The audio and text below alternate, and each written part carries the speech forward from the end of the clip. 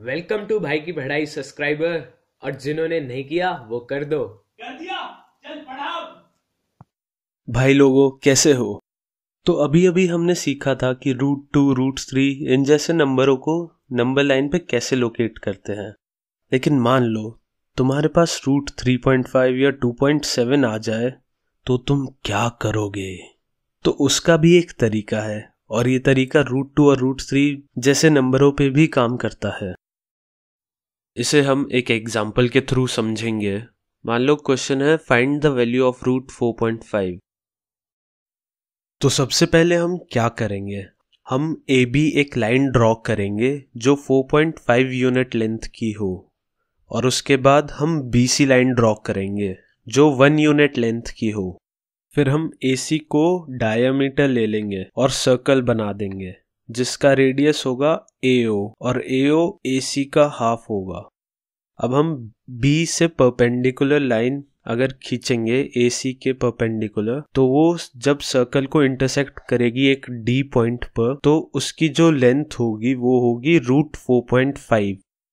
अब हम B D को रेडियस ले लेंगे और एक सर्कल ड्रॉ करेंगे। अब ये जहाँ पे इंटरसेक्ट करेगा वो हमें रूट 4.5 की वैल्यू दे देगा। That's it. भाई लोग हमने बचपन में एडिशन सब्ट्रैक्शन बहुत करी है और अब भी वही कर रहे हैं, भले ही हमें वो पसंद ना हो। लेकिन एक चीज हमें बहुत अच्छी लगती है, वो है पैसा ऐड करना। लेकिन यार सब्ट्रैक्ट करते हुए भी उतना ही दुख होता है। तो अब हम इरेशनल नंबर के सारे क्षण सीखेंगे, जैसे addition, subtraction, multiplication and division. शुरुआत करते हैं एडिशन से। तो एडिशन करने के लिए रूट में जो वैल्यू हो वो सेम होनी चाहिए। जैसे 5√2 प्लस 2√2 इक्वल्स टू 7√2। और सब्ट्रैक्शन भी ऐसे ही हो जाएगा, 5√2 माइनस 2√2 इक्वल्स टू 3√2। मल्टीप्लिकेशन में अगर रूट में अलग अलग वैल्यूज भी हैं तो भी वो मल्टीप्लाई हो जाती हैं। एग्जाम्पल लेते हैं, 5√5 इंटू 2√10, तो ये बन जाएगा 10√50, जो कि हो जाएगा 50√2। चलो अब डिवीजन पर अपना हाथ आजमाते हैं।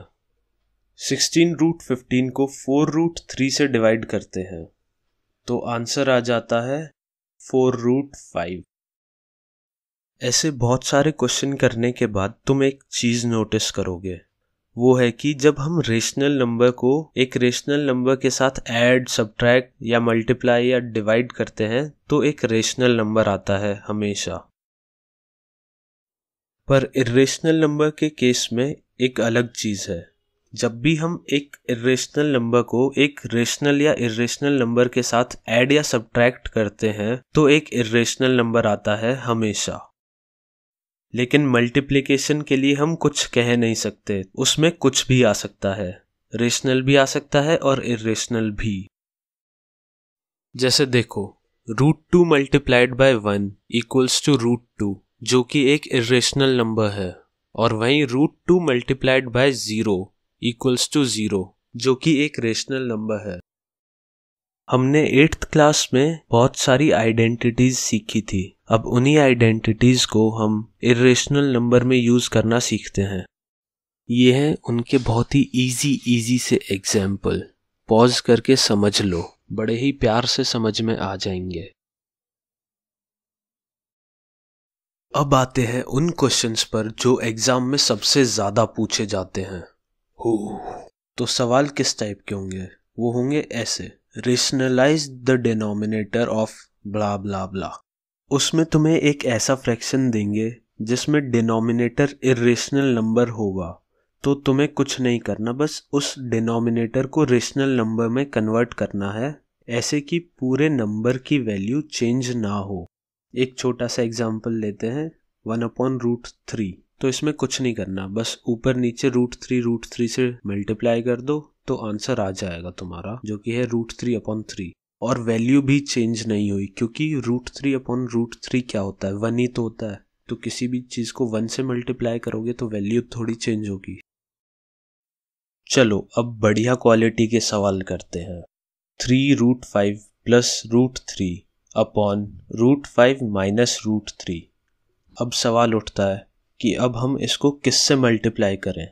तो भाई सिंपल है, कोई भी क्वेश्चन हो, कैसा भी क्वेश्चन हो, नीचे वाली चीज़ को देखो और नीचे जैसे इधर √5 माइनस √3 है तो हम किससे मल्टीप्लाई करेंगे, √5 प्लस √3। बस साइन चेंज करना है और ये साइन हम इसलिए चेंज करते हैं ताकि हम उस प्रॉपर्टी को यूज़ कर सके जो हमें 8th में पढ़ाई थी, याद करो।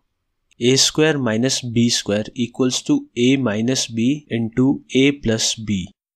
तो जैसे ही हमने ये कर दिया तो आंसर आ जाता है 9 प्लस 2√15।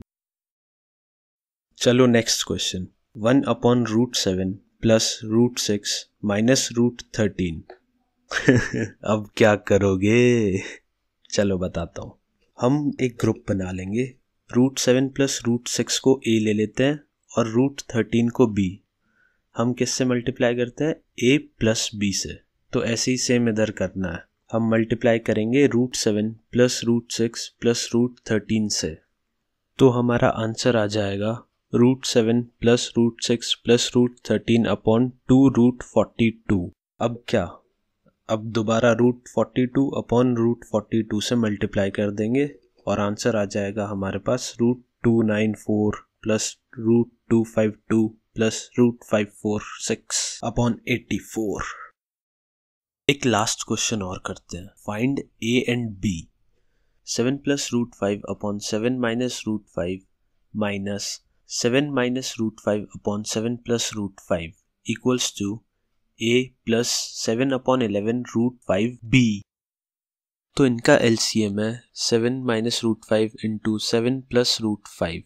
तो यहाँ पे काम इजी सा हो गया है, आइडेंटिटी अपने आप लग गई। तो आंसर आ जाता है 28 √5 अपॉन 44 जो कि 7 अपॉन 11 √5 के बराबर है। तो a की वैल्यू 0 हो जाती है और b की वैल्यू 1। भाई इन टाइप के क्वेश्चनों की अच्छे से प्रैक्टिस करना, I am sure you will get good marks. चलो अब tata bye bye, take care करो, मिलते हैं नेक्स्ट पार्ट में।